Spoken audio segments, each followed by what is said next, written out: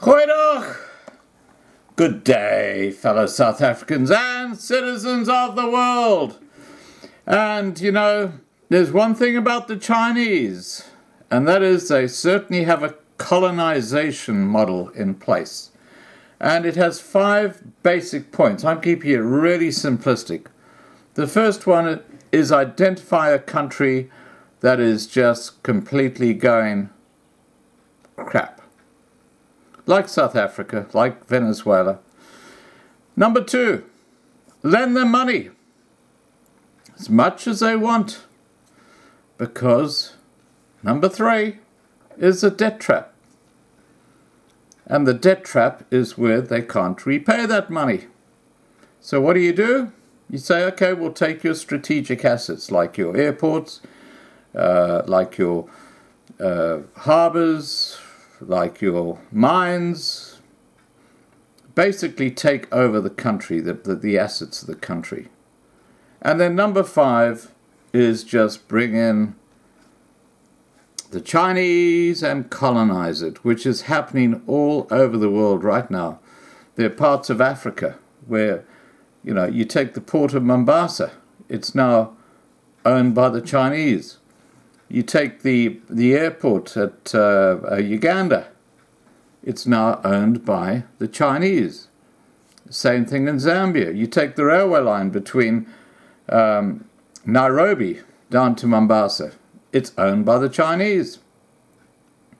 All in repayment of debt, taking over the strategic assets and then colonizing. That's where the Chinese are going right now in South Africa, and their Achilles heel, or the Achilles heel of South Africa, is Eskom.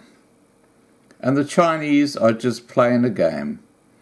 They've loaned Eskom a few billion rand. I think it's about 22 billion rand at this stage, but they know Eskom can't repay. So there's no question that Eskom one day will be a Chinese-owned utility in South Africa. And this is what's happening all over the world. If you don't believe me, listen to this. On January the 23rd, when US-backed opposition leader Juan Guaido declared himself interim president of Venezuela, he thought disposing President Nicolas Maduro from power would be easy. He had a simple 3-pronged plan. Declare Maduro presidency illegitimate by exposing the irregularities in the election that brought him to power, establish a transition government and hold new elections that would bring the opposition to power. However, almost 6 months on, Guaido is not any closer to loosening Maduro's grasp on power. The main reason behind the 35-year-old's opposition leader's failure to bring Maduro down is the support that some prominent international powers, most significantly China, have given to the Venezuelan government. Now, just adding a bit of meat to that simplistic thing that I started out with the 5 points. What China does is it actually has a policy, and it's not hidden. It talks about it quite freely. It doesn't care what's going on in a country. It's just there to see how it can make money for itself, or how it can get minerals or whatever. So you could have the most appalling regime in power like you have in Venezuela, and they don't care. They don't have any moral take on what's going on in the country.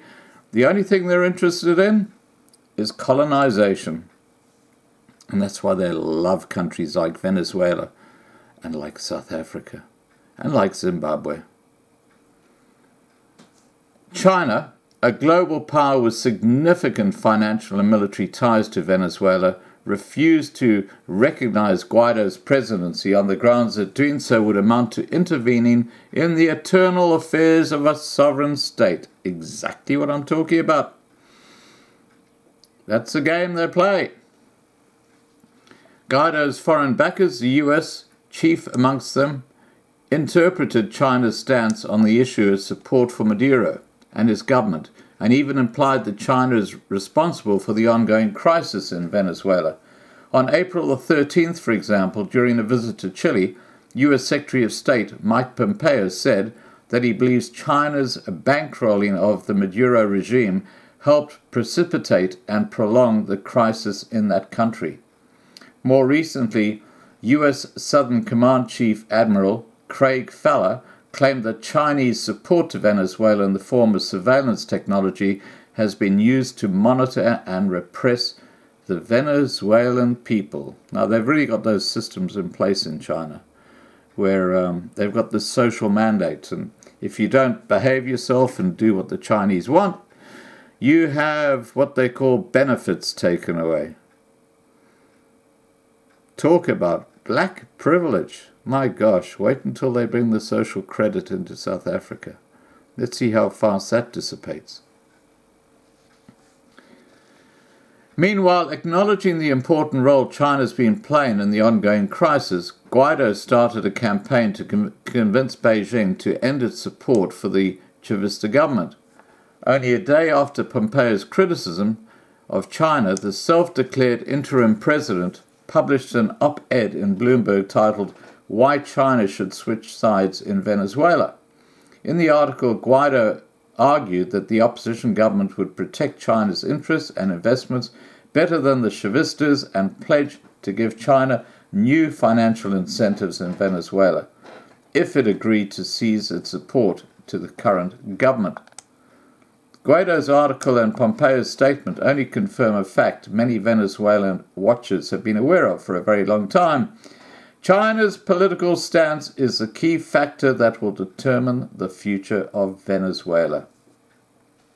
So why is Venezuela so important to China? Well, Beijing is an indispensable economic and political partner to Caracas. The Latin American nation is also very important to China. China views the oil-rich socialist country as a significant trading partner and a geopolitical ally in its main political and economic rival, US's backyard. Moreover, the investments Beijing made in the country in the last couple of decades made Venezuela an important component in China's future economic prosperity and energy security. The old debt trap.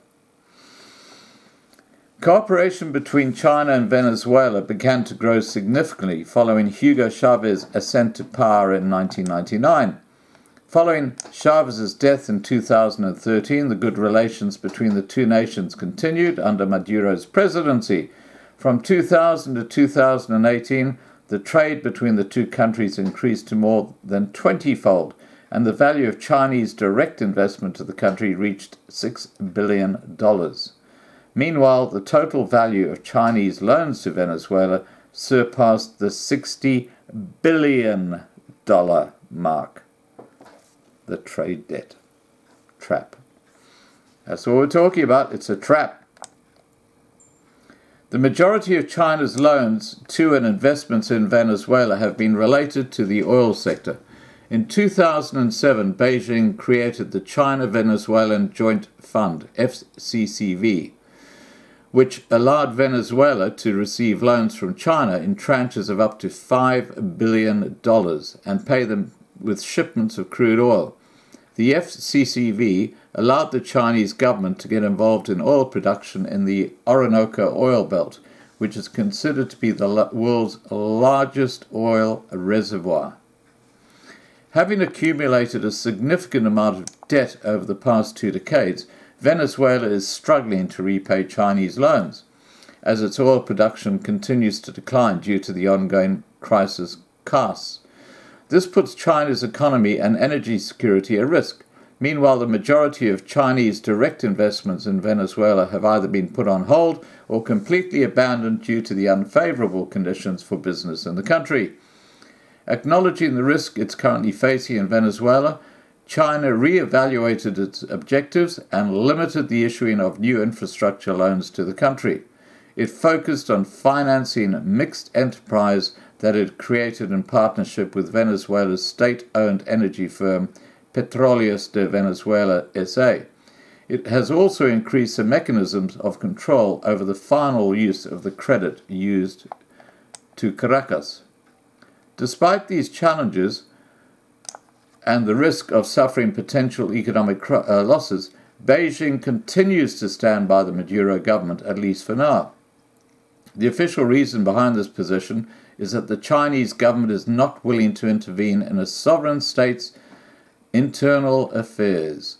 However, this cannot explain its motivation to continue supporting the embattled Venezuela president at a great cost to its economy. Unofficially, there are a number of other reasons. Beijing is still siding with the Venezuelan government because it believes having a like-minded socialist ally in the US's backyard is more important than any costs it may incur as a result of the ongoing Venezuelan crisis. Additionally, South-South cooperation is currently one of the mainstays of Chinese foreign policy, and Beijing does not want to risk its reputation as a leading trading partner and trustworthy investor in the global South by siding with a US-backed opposition group and supporting its attempt to unlawfully topple the legitimate government of a sovereign country. Moreover, despite Guaido's best efforts, China has no reason to trust the Venezuelan opposition. For years, the position of the opposition regarding Venezuela debt commitments to China has been ambiguous. Today, Beijing has no reason to believe that after taking the power, the opposition would agree to pay back the debts accumulated under Chavista governments. The Venezuelan opposition close relations with the Trump administration is another reason why China continues to support Maduro. The Chinese government does not believe Venezuelan elites, who appear to be under the tutelage of the Trump White House, would protect its interests in Venezuela or in a wider region. China's position, however, is not set in stone. Guaido and his supporters can convince the Chinese to change their minds by distancing themselves from the Trump administration and providing some form of reassurance that they would honor Venezuela's financial commitments to China. If the opposition indeed finds a way to find the trust of Beijing, it would have a much better chance at challenging the Chavista and eventually taking over power in Venezuela. Now, what we're talking about here is what's coming to South Africa, what's already happening in South Africa. It's this debt trap that South Africa's got itself into. And as I always say, it's like that widow spider just ready to strike. It's watching the little insect, which is South Africa, struggle away in the web that it's caught in. No escape. It's waiting for it to get really weak, and then it just pounces. And the first stage will be, and you're going to see this happen in the next 5 years, ports and harbors and airports and utilities like Eskom just being taken over by China. Or mining areas. China's already got a mining area in Limpopo. And they're building this huge infrastructure there with their BEE staff who are all Chinese, because Chinese in South Africa are honorary blacks. Isn't that interesting? You take the white population of South Africa who've lived there for generations. They're the ones who actually use their taxes to fund the education of the blacks in South Africa, amongst many other things, including health. Now they are being outcast because through BEE, they cannot get jobs. And yet these Chinese who've just kind of come in the Johnny-come-lately, they are honorary blacks. Who the hell thought that up? They don't have to worry about BEE. They can bring in just Chinese people to go and work on a particular project in South Africa. They don't have to employ one black person. That's how ridiculous it is. Anyway, guys, I'm going to leave it at that. Please remember to subscribe to be kept informed. Ring the bell for updates, and have a great day.